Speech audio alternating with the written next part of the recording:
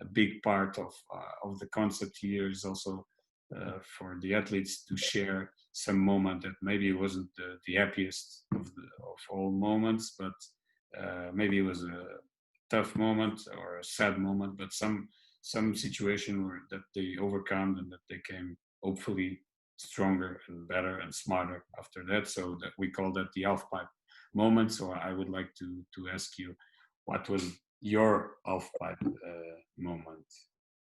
So for me, I went to a 5-star competition to represent Great Britain in Falsterbo, which is Switzerland, and it was a long travel there. And for once, I didn't drive. I was lucky enough to fly out, and I sent my horses with another rider and their groom.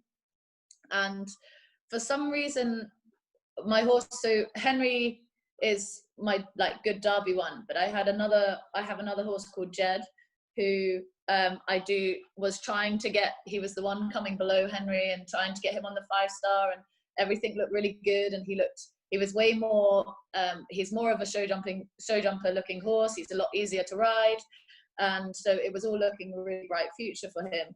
And they selected him for his first big team, and I took you're allowed to take 2 horses out there, so I took the 2. And traveling out there was like a bit of trouble with the borders, and they ended up standing on the lorry for 17 hours, which is a really long time for a horse to be standing on the lorry, and it's really difficult. But he came off and he was okay. He looked a little bit like not sick, but he just looked a bit under the weather. The travel's hard for them and really tired.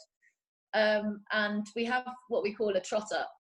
When you first get to a show, the first thing you have to do is present your horse to the vet, and they trot them up. So you jog them along on the ground, and they check that they look correct. They're not lame. They're not sore in their legs and stuff like that. And when I took Jed to the trot up, he failed. Wow. So he wasn't right. He was sore. He wasn't moving correct, and I tried to kind of help him a little bit because it was my 5-star show with him. It was really difficult to kind of see him like that, but I was like, no, he's okay. I can nurse him. He'll be fine. And he failed. So I had Team GB.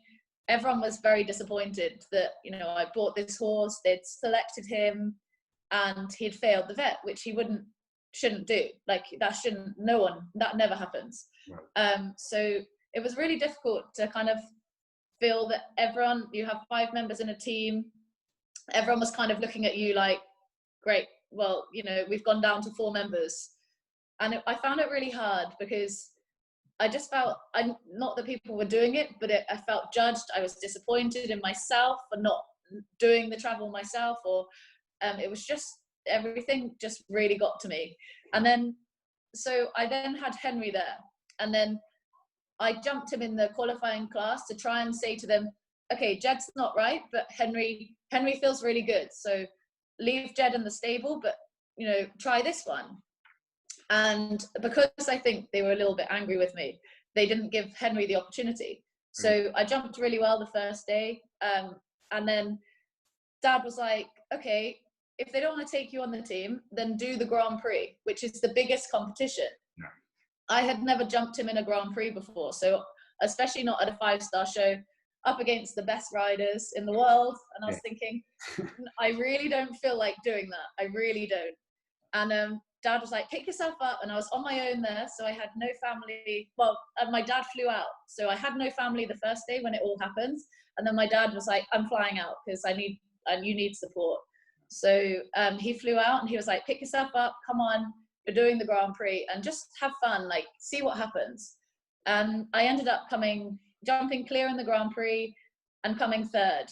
And I think I won I think we won 22,000 or something like that. And Dad was literally like, okay. And it was the best feeling ever. Okay, I didn't win, but to feel so low and to feel like you've let everyone down.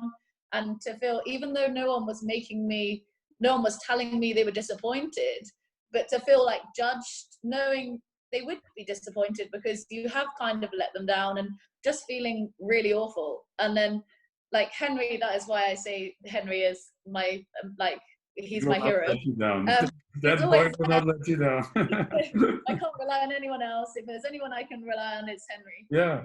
So the way he just the way he changed everything for me, and the way I picked myself up to ride really determined and to just go in there and fight, was like the best feeling ever. And that's probably my half-pipe moment where I kind of was like, whoa, I am strong enough to do this. I can cope with like the mental, like the issues that do come across that you can't even predict. Like there's no way I could predict that Jed was going to feel like he did when he got there. But Henry, like I still rode determined, and I wanted to achieve as much as I could. So I think, yeah, Well, that that's was a good. perfect half-pipe moment, because one day you are in one of the lowest points of your career, Yeah, and the other day it's one of your best results ever then, right?